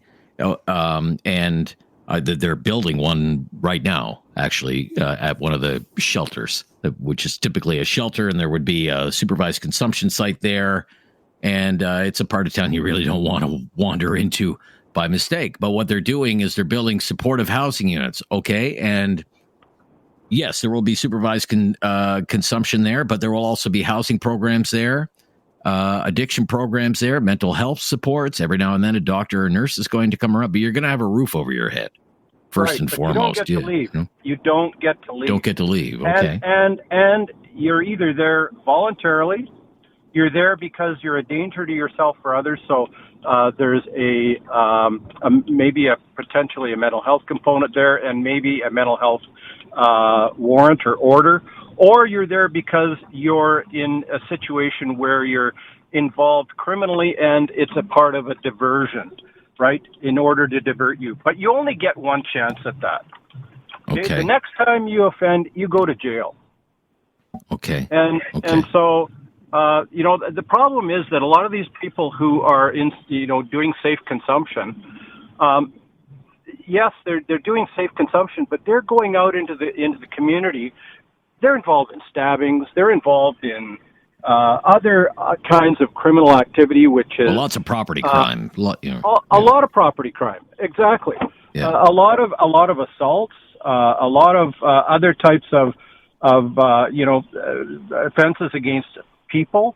House breakings, that kind of thing. So and then they end up, pawning what they get. But it just seems to me that we haven't done a comprehensive approach and made it as a part of a judicial kind of an approach where there's enforcement, there's healthcare, there's mental health. Put all of this together, but again, you only kind of get one kick at the can here. And if you reoffend in some way, shape, or form, I'm not saying that you slip off the wagon and then you go to your drug of choice. I'm not saying you end up, incarcerated as a consequence of that. But I'm saying if you commit a crime or you're somehow a danger to yourself or others, if you're a danger to yourself or others, that's another issue. But if you commit a crime, then all bets are off. You're not part of the program. Okay, we got to go. We're right out of time. I really appreciate your insight, though. Sure. Thank you so much for your call today. I'm Rob Snow at Talkback, and join the discussion, please. This is News Radio.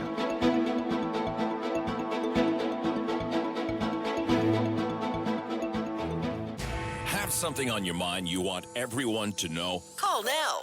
Hello. 1-833-668-2577. It's Talk Back on Now You Know with Rob Snow. And we've been talking about approaches to dealing with drug addiction, various government programs for the last 10 years or so under the Trudeau government.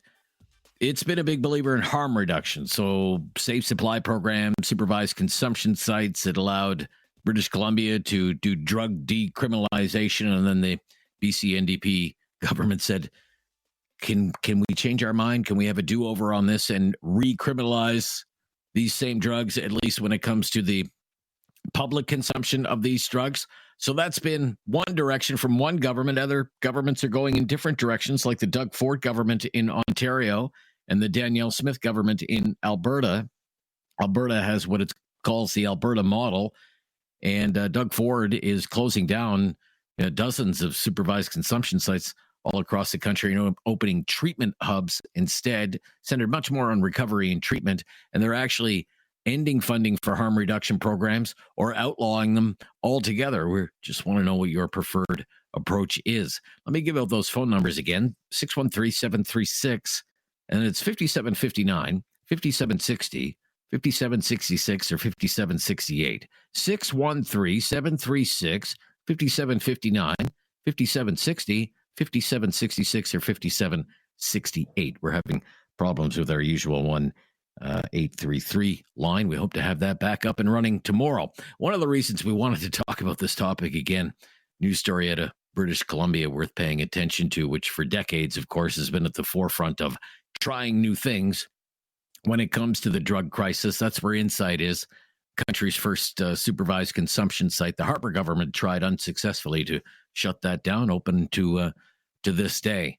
But it has come to light now, something that has always been alleged but denied by officials, that a lot of the drugs from these government-funded safe supply programs in British Columbia are being diverted, and they're being diverted on a mass scale and being trafficked all across the country, all over the world, by organized crime groups. That was all in a Government of British Columbia report that has now been leaked to the news media. It was report done by investigators for BC's Ministry of Health, and it found that large quantities of opioids distributed through these programs to people with addictions are not, in fact, being consumed by the intended recipients. And a lot of the pills end up in the hands of criminal gangs, and they're resold on the black market all across Canada. And dozens of pharmacies in British Columbia, they were part of the scam, as many as 60 pharmacies, enticing addicts. Come here, fill your scripts here, and then they would then bill big money to the BC government's healthcare plan. Follow that story. That's an interesting one. This is Talkback. We're back right after the latest breaking news. Would love to hear from you today on this very important topic. This is News Radio.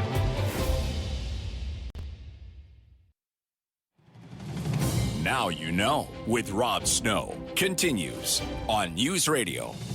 And welcome to hour number 2 of Talkback. And today we have been talking about public policy around drug addiction and the opioid crisis. And we've been asking what approach you would like to see from the next government when it comes to fighting drug addiction. Harm reduction, safe supply programs, supervised consumption sites, drug decriminalization, everything that falls under harm reduction. Other governments, provincial governments, moving in a different direction with programs that are more focused on recovery and treatment, ending funding for harm reduction programs, outlawing things like safe supply programs. Nobody is saying that there are any easy answers. This is a public health crisis. When more than 20 people are dying every day, and dozens more are being admitted to hospitals, and dozens are rushed to ERs every day. Paramedics and other first responders are answering more than 100 calls a day for this all across the country for opioid drug overdoses. That is a health crisis in this country. In British Columbia, they declared this a health emergency a decade ago. And when it did that a decade ago, 334 people were dying of overdoses a year from these terrible drugs. Now it's more than 2,500 just in one province. And look, the dominant policy in the last decade has been harm reduction. That's been central to a lot of it. And a lot of people are questioning it now. I want to know if you're one of them and whether you think it's time for a rethink or whether harm reduction has to be part of any public policy about drug addiction. Let me give you those phone numbers. Again, 613-736, 613-736, and then 5759, 5760, 5766, or 5768. And join the discussion like Brian in Calgary is about to do. Hello, Brian. You're on the air. Yeah, thanks for taking my call. Yeah, you're welcome. I think my personal experience with it, I mean, I've been sober for a long time, but what I found is that there's no aftercare. So, like, what I notice, a lot of people go back out, either using drugs or drinking or whatever the case might be, after a year, after 3 years, maybe after 7 or 8 years, because the novelty of sobriety or being clean wears off. Okay. And now they have to deal with life, and and in my case, I didn't have the skills to know how to deal with life. I had to find them. Okay. And I was lucky enough that I managed to stay off it. But for a lot of people, they don't necessarily have the means or the ability to do that. And we're good at getting people off the stuff, but we're not good at keeping people off it. Oh, I see. Okay. So what would be what would aftercare look like? What would an effective aftercare policy look like for you then, Brian?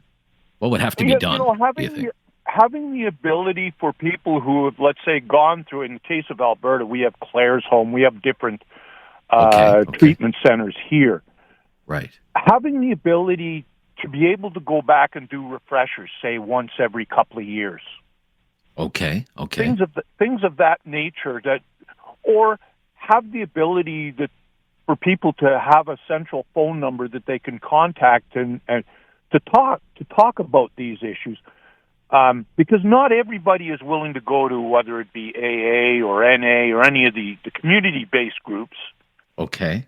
Not everybody feels comfortable doing that. And that's really the only place where you can get any kind of aftercare right now. Right. Right. So I think, like I say, I think we're good at getting people off the stuff. It's just we're not good at keeping them off it. Okay. Look, very interesting. Great to have your perspective, sir. All the best to you. I thank you for your call today and being part of the discussion. To Bill, also calling from Calgary today. Hello, Bill. You're on the air. What's your opinion here, Bill? Well, have you ever seen Escape to New York City, the movie? No, I haven't seen Escape to New York City. No. I'm going to play the devil's advocate and say, why don't we just take and find a nice island, put 30-foot walls up, let them govern themselves, and throw all the drug problems in there?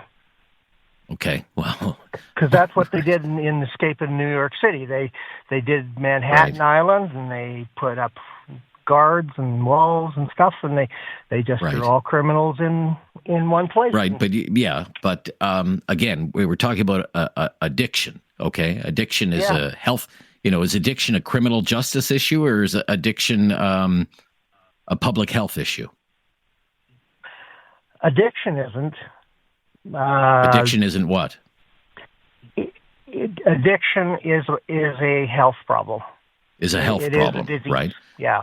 Yeah. So you don't? Do you really want? So do you treat people who are suffering from a disease like criminals? You treat those that want to be helped. The rest you put in this one prison. Oh, really? And let them govern themselves. You just give up on them. Yeah, I mean, if they're not willing to change, right, then they're not going to take any help from psychologists or anything like that. They're going to play you. So keep them in one spot, along with the drug dealers and all the rest of it. Okay. Well, all right. I don't think that's the right and proper approach, personally. I don't think anybody's beyond redemption, sir. I would hate to see it come to that, but certainly something that has come up in the public discussion and the public debate when we talk about policy around the drug crisis is involuntary treatment and forcing people with drug addiction into treatment against their will. Sounds like something you'd be open to. Various governments are exploring it right now. And in fact, the province where you're at, they have promised to bring forward the Compassionate Intervention Act. They're promising to press ahead with that this year in the province of Alberta and impose involuntary treatment in certain circumstances. We can get into that discussion if you want to as well, because it's part of the discussion, most certainly, from a legislative point of view. But there are civil rights, human rights issues around that. Can you really force people into a medical treatment that they don't want to seek? It's a big ethical question. I'm Rob Snow. It's Talkback. It's hour number 2. Please join the discussion. This is News Radio.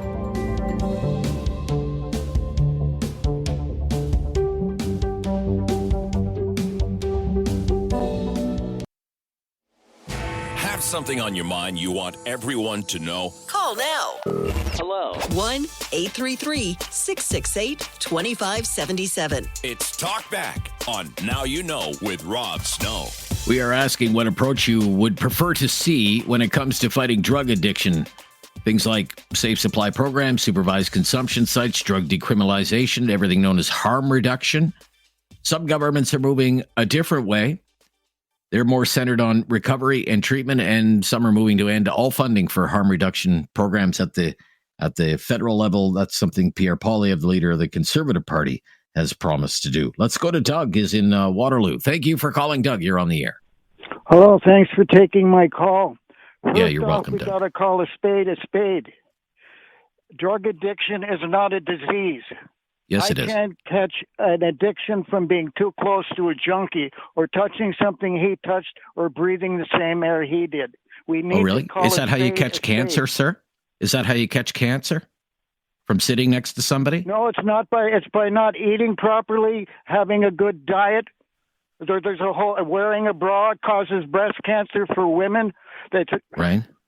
Okay. So you don't believe that drug addiction is a disease? Oh, no. No, you don't. You disagree with every medical association.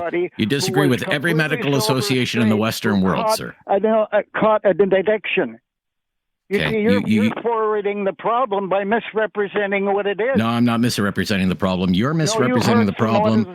And I believe that we'll end our conversation there, Doug, because you're not making any useful contributions. Thank you. Harvey is in Calgary. Thank you for calling, Harvey.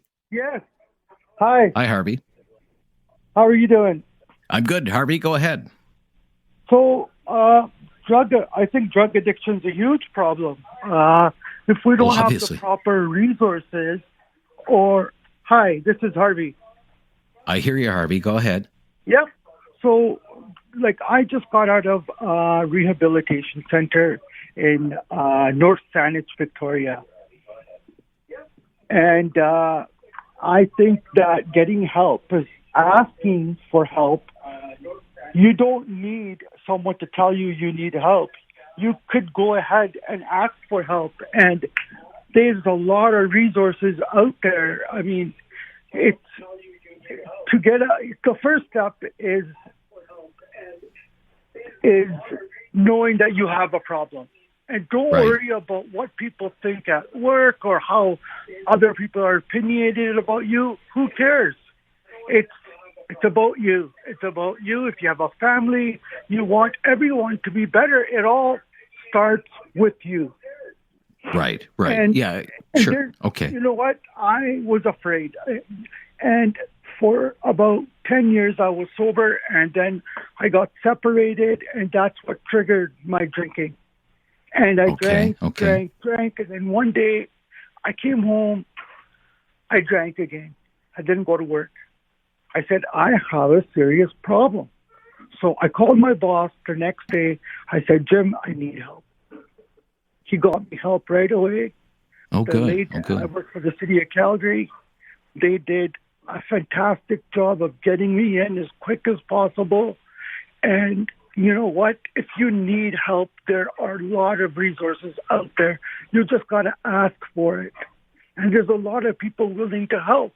I mean, it all depends on that person. And yeah, there are no resources for some people because they don't have jobs and they're on the street, but they still can get help. There's a phone line. If they're serious, you got to be serious about it.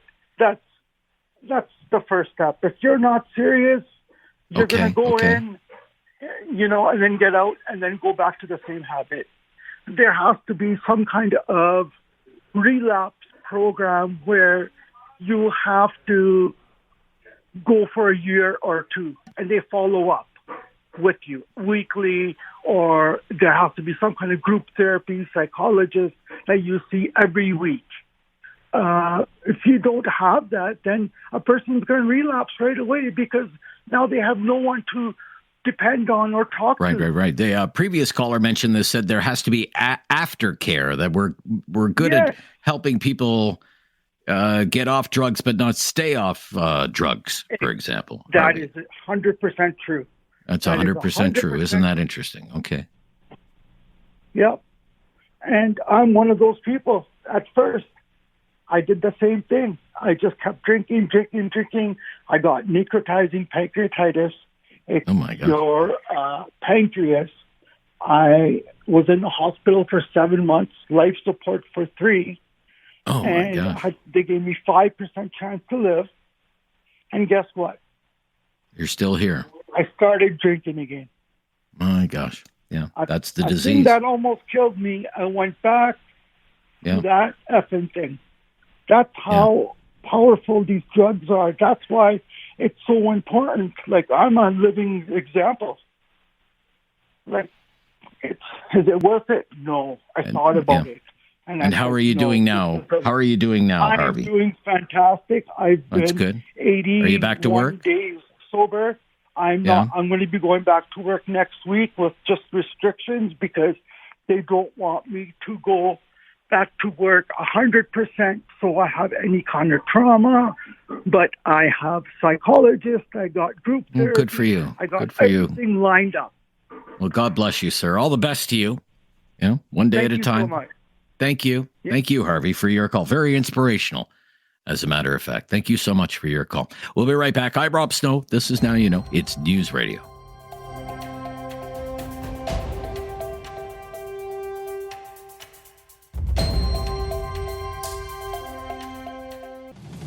Now You Know with Rob Snow continues on News Radio. We've been talking about public policy about drug addiction today and what your preferred approach would be from government, whether it would be the continued use of harm reduction programs, think safe supply programs, supervised consumption sites. In British Columbia, they experimented with drug decriminalization, for example. Other governments like in Ontario and Alberta are moving away from that. In fact, they're ending funding for harm reduction programs. They're refusing to participate in federally funded safe supply programs. And they say they're willing to pour hundreds of millions of dollars into programs that are focused on recovery and treatment. For example, in Alberta, they call it the Alberta model. Let's go to Alberta. Michael is there. Hi, Michael. You're on the air. Hey, how you doing? I'm good, Michael. Thank you. Excuse me. Sorry. That's okay. First of all, that guy named Doug, whatever. Like that guy has to be re-educated. That was that. Anyway. Okay. Yeah. Don't have to focus on that. Yeah. Yeah. Sorry. Second of all, I think that like I'm not trying to be racist or prejudiced, but I think the government spends way too much money on refugees that come into this country, and they give them like hotel rooms and this and that, credit cards, and all this, whatever. And I think they should put all that money towards rehab, like more rehabilitation for these people that are dealing with a disease. As I say, a disease. I know a person that was an alcoholic still an alcoholic, but that person went to Claire's home. Has been sober for 9 years, changed her life around. So, but yeah, it's got to be like they got to put way more money towards this for people that are living in this country and that are struggling on the streets, instead of helping people that are not from this country coming into this country. Yeah. Well, I mean, whether it's, people who, arrived here yesterday, last week, or, were born here, I'm sure if we went through the government, we would be able to find probably lots of waste and mismanagement that could be used to help fund, say, more treatment programs or more recovery programs or more detox centers or more, mental health programs and follow-up care, aftercare, supportive housing, all of this stuff. I just wonder, think about it, how much has been spent on things like safe supply programs? Yeah. How much money has been spent on supervised consumption sites? Wouldn't you love to know I mean, what are just the medical costs if 50, 60 people every day are ending up in Canadian hospitals? What are the healthcare costs of the opioid crisis? If paramedics all across the country are going to hundreds of calls a day, what is that costing, right? Yeah, that would be like must be enormous. Definitely a lot of money, yeah, for sure. So, but I mean, the way I am is like, if a person has an addiction problem and a mental, like a addiction problem, and they have a chance to go into a rehab, like this paid by the government, but they don't want to go. Oh well, I mean, they're gonna, I guess they're gonna die in the streets or die. So it should be a choice, and if they don't want to go, that's their choice. Okay. All right. Yeah. So you wouldn't be in favor of something like involuntary treatment? No. Like Michael, sorry, Michael, but we think you're going to harm yourself. We're putting you in a program against your will. I mean, that should be up to the person. I mean, if the person. Okay. So it's like, it's either too bad. I mean, if they want to go, but I know a lot of people that go in and they're in and out. So it's like, it's one of those things. Okay. Thank you, Michael, for your call. Really appreciate it today. We'll be back right after the news. The home stretch of talkback today. This is News Radio.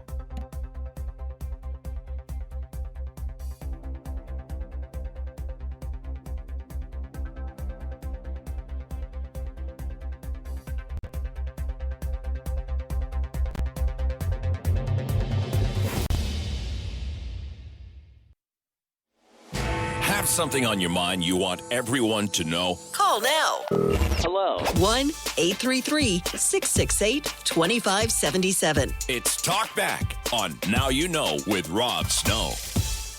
Fighting drug addiction and the way governments approach this, that's been our topic today. We've been talking about harm reduction programs, which have been around for a long time now. The needle exchange programs, safe supply programs, supervised consumption sites.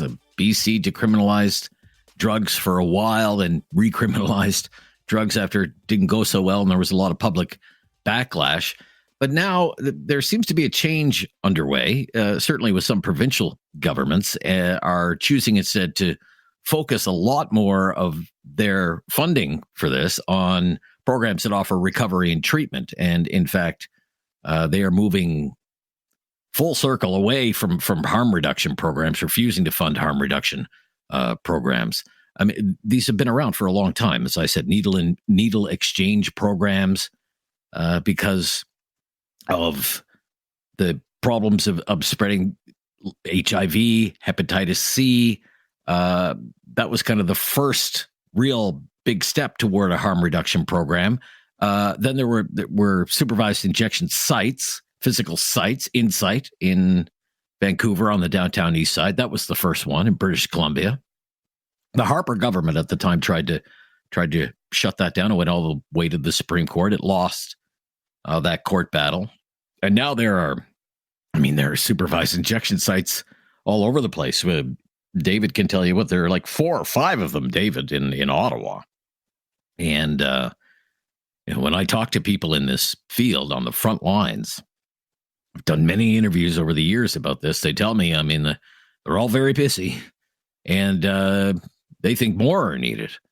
But in Ontario, that's not the approach that the Ford government is taking. It is, in fact, rolling that approach back and refusing funding for any organization that takes part in a federally funded safe supply program, because that's what came next. Clean drugs, because the thinking was that the drugs on the street are toxic and addicts really have no idea what they're taking. So the push was on for a clean supply of drugs, keep people alive until maybe they reach that moment of lucidity and perhaps they seek out a treatment program. But that became very commonplace as well, clean supply.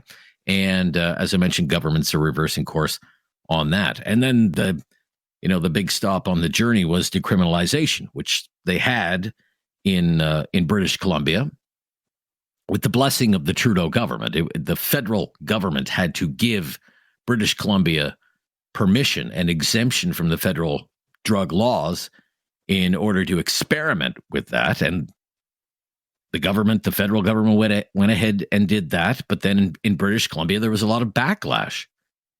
Even within the BC government, an NDP government, a very left-wing government, which moved in that direction and has always said it was pro-harm reduction and decriminalization, reverse course on that.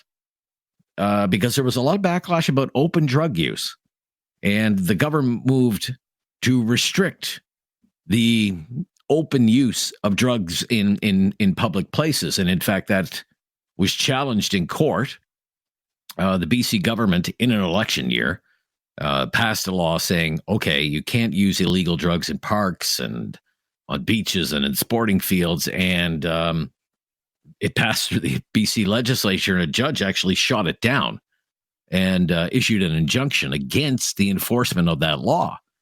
And even Premier David Eby was very upset with the judge that issued that ruling. And again, we're talking about a left-wing government here, very progressive government. And it announced it would appeal that ruling.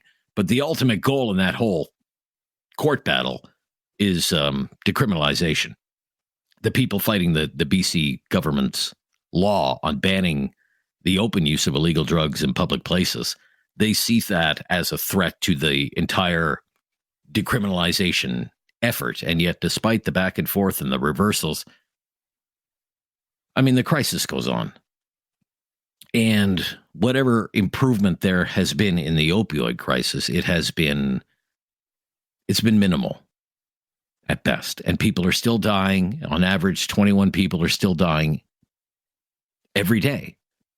And what's come through over the last hour and a half as we have discussed this is that there are no easy answers, right? It's not black and white binary. I guess sometimes I think about it this way.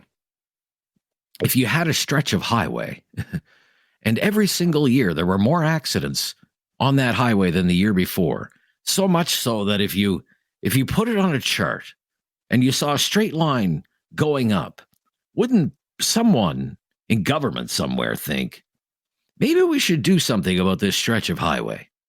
You know, what's going on with this particular stretch of highway that there are more accidents every year on this highway? Should we lower the speed limit on this highway? Should we put more police on patrol on this highway? Is there something wrong with the way this highway is designed? You would think that that would be the natural course of action. And yet we don't seem to be doing that when it comes to the drug crisis. We are more or less told, well, we know what we're doing, and if we weren't doing this, well, it would be a lot worse. And, you know, I've talked to a lot of people on the front lines of this, you know, in the injection sites, running the safe supply programs, people who do in their heart of hearts want to see people in treatment programs and off of drugs. And what they tell me is this: if you think it's bad now, if we weren't doing this, it would be so much worse. It would be so much worse you have no idea. Are they right? I don't know. That's where you come in. What do you think we should be doing? I'm Rob Snow. Let me give you those phone numbers again. We have lots of time to take your calls before the top of the hour. 613-736. 613-736. And then try 5759, 5760, 5766, or 5768. 613-736, 5759, 5760, 5766, or 5768. And we will fit you in, I promise you that. Let's talk back on News Radio.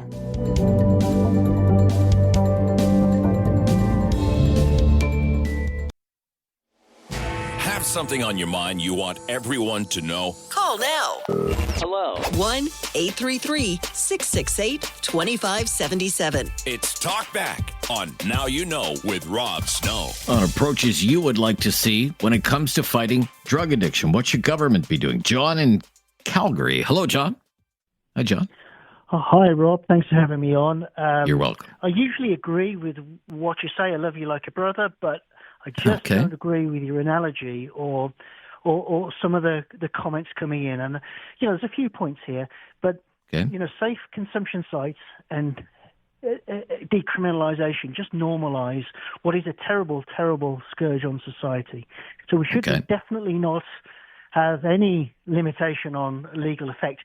Here in Calgary, the safe consumption site has really ruined the hospital. Inside the hospital now, normal patients can't go in. It's full of people who appear to be on drugs. And the surrounding area, the public park close to there, is full of drug addicts. It's affected housing prices. It's affecting the use. People don't want to go or work there. That's not an answer either. And before, you know, we sort of say, well, you know, there needs to be some solution for that, I would say no, there doesn't. Here's what I think government can do. I think we should educate. Just like we do with guns, just like we do with cigarettes, just like we teach young people what to do, but it's clearly not been enough. I'm slightly right-wing of Poilievre on this one.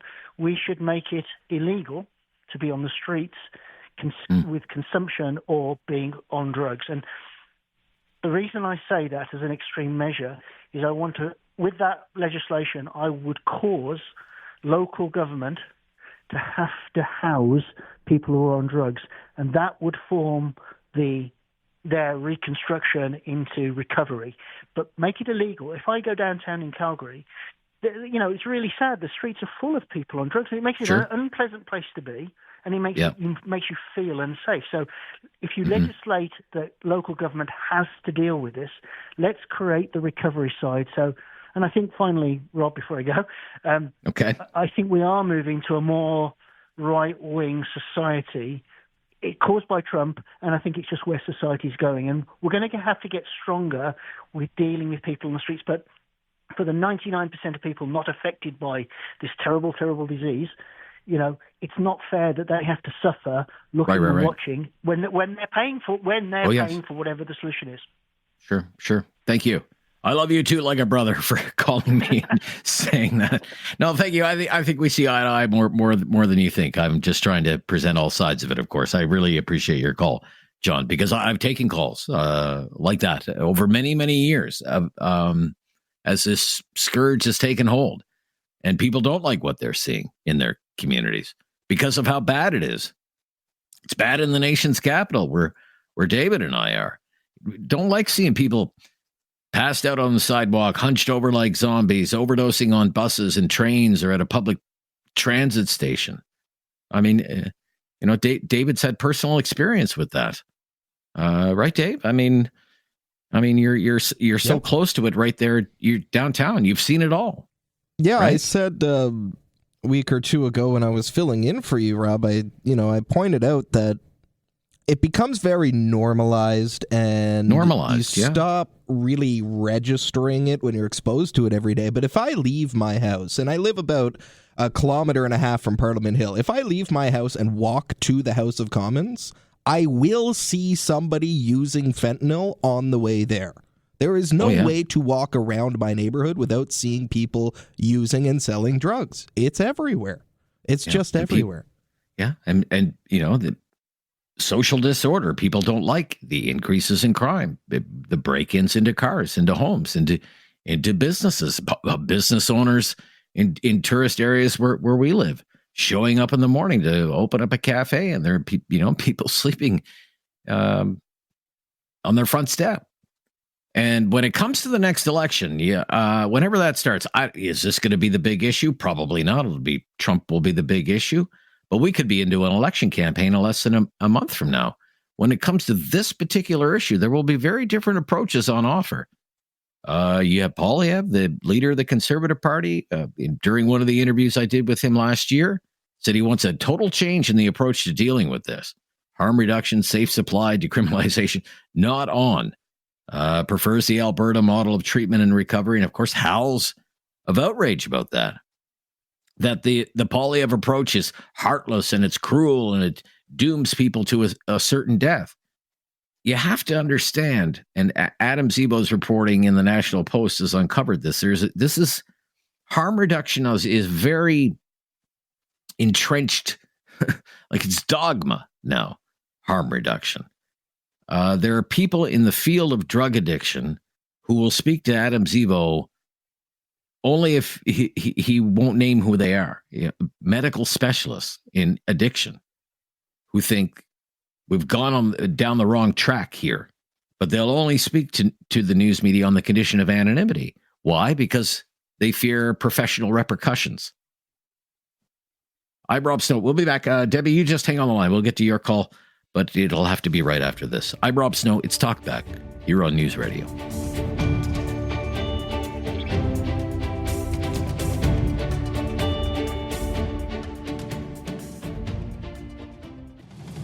Now you know with Rob Snow continues on News Radio. Well, we've been having a discussion today on government approaches to fighting drug addiction, whether harm reduction still has merit, things like safe supply programs and supervised consumption sites, drug decriminalization, or whether people would prefer money and government funding being more focused on recovery and treatment. That seems to be the approach in at least two provinces, Alberta and Ontario, with the Ford government in Ontario and the Smith government in Alberta. Let's go to Debbie is in Calgary. Hello, Debbie. Hi, Rob. Hi, Debbie. I support the more money in recovery centers. My brother was an addict for most of his life, an alcoholic actually, but that afforded him easy access to drugs, and not easier access to drugs and whatnot, just because he had a hard time holding down a job and whatnot that goes along with possibly being an alcoholic. And he died last October as not from the addiction, but kind of from the addiction, because he was shot and killed in a rooming house that had addicts and whatnot in it, some recovering, some not so much. Oh, yes, anyway, prior to that, he was in a recovery house. This wasn't a recovery house. This was just a group home that he was in when he was shot. But prior to that, he had been in a recovery home. And he told me that there were so many drugs floating around that house. It was worse than being on the street. Wow. And that there were nurses there to administer naloxone, because he overdosed 3 times. He had never done fentanyl in his life before he went to that recovery house. And 3 times he OD'd on it, and 3 times he was brought back. Oh, my gosh. Luckily, one of the nurses recognized that he actually had gone there hoping to stay clean. He thought this was a place where he was going to get support to stay clean. And anyway, so he got out of there, and when he was shot and killed, he was clean. But I'm just saying, I think they need more money for these recovery houses. They need to have maybe some kind of policing, at least a guard of some sort there, not just nursing staff. That they're not going to, tackle people that shouldn't be there. They're not going to, it's not their job to turn people away or to stop people from entering the facility. So more funding would possibly allow them to police these places better so that the drugs aren't available to people who obviously are there to recover. Right. At least some people. Yeah.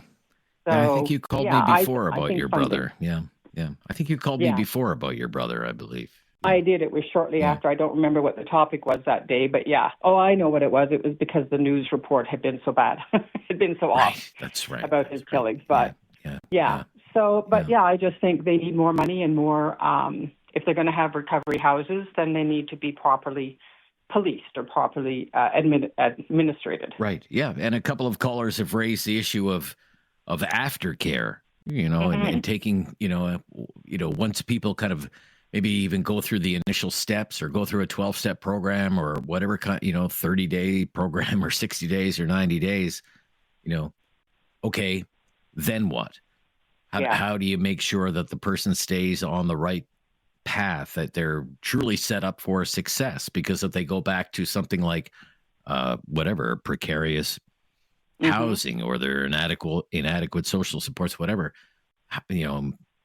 how likely is it that they're going to fall back and relapse if they're not in the right environment or around in the right setting, I guess I'm trying to say. Right. Like my brother, right. My brother did have family support, but he was a 62-year-old man who's not going to live with his family. He wants to be on his own.